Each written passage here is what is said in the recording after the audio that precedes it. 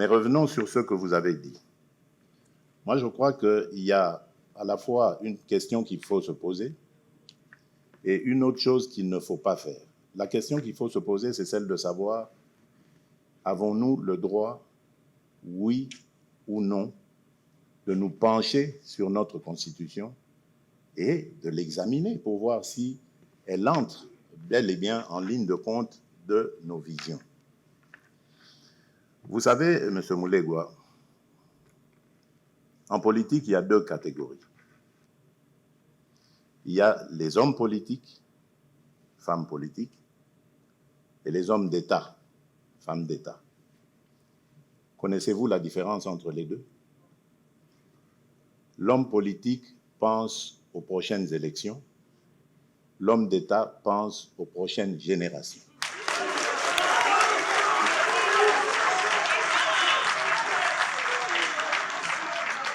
Je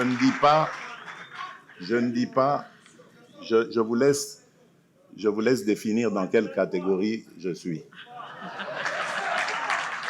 Mais ce que je veux vous dire simplement, c'est que la responsabilité que les Congolais m'ont confiée n'est pas de m'arrêter à ce que je vais faire pendant le mandat.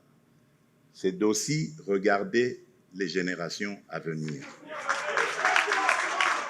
Qu'est-ce que je vais préparer pour eux, sans forcément être là, mais qu'est-ce que je vais préparer pour mon successeur?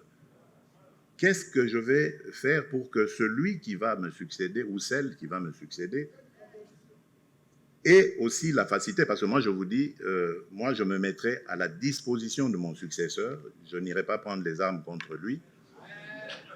Et à la disposition de la République. Je vais m'effacer pour lui faire vraiment toute l'honneur, tout l'honneur qui lui revient, mais je serai là dans l'ombre, prêt à servir dès qu'il ou elle a besoin de moi. Et donc, je pense que c'est dans cette optique qu'il faut regarder les choses. Qu'est-ce qui est bien pour nous dans cette Constitution? Faut-il la garder ou pas? Qu'est-ce qui nous interdit de nous pencher dessus et regarder cela? C'est ça. Alors, la chose qu'il ne faut pas faire, c'est de lier cet exercice à un troisième mandat. Je n'ai pas sollicité le troisième mandat, mais je vous le dis, si le peuple veut que j'ai un troisième mandat, j'accepterai.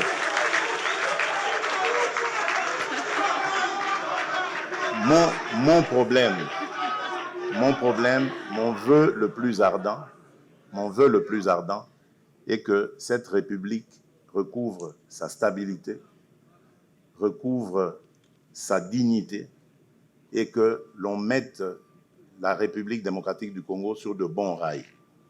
Il ne faut pas regarder notre pays aujourd'hui comme un verre à moitié vide, il faut le regarder comme un verre à moitié plein et se poser la question de comment faire maintenant pour continuer à le remplir. Parce qu'aujourd'hui, nous avons réussi à sortir le Congo du trou noir dans lequel il était. Aujourd'hui, on parle du Congo partout dans le monde. Et ce n'est pas nous, Congolais, qui le disons. Ce sont les étrangers, on les entend, ils disent le Congo est de retour sur la scène internationale. Et d'ailleurs, notre participation, par exemple, au Conseil de sécurité, tout ça démontre que nous jouons aujourd'hui un rôle actif. Nous sommes dans beaucoup de forats. On m'a reproché cela en disant que je voyage, mais vous voyez que ce n'était pas des voyages de villégiature, c'était plutôt des voyages nécessaires. Et moi, je ne demande qu'à rester dans mon pays et à vivre heureux auprès des miens. Donc, oui, moi, je suis pour l'analyse, prendre des experts qui vont étudier cette Constitution parce qu'il y a beaucoup de difficultés à cela. Et cela ne doit pas être lié à un troisième mandat quelconque. Je serais heureux de terminer mes 2 mandats en laissant ce pays sur de bons rails, surtout en lui léguant la paix.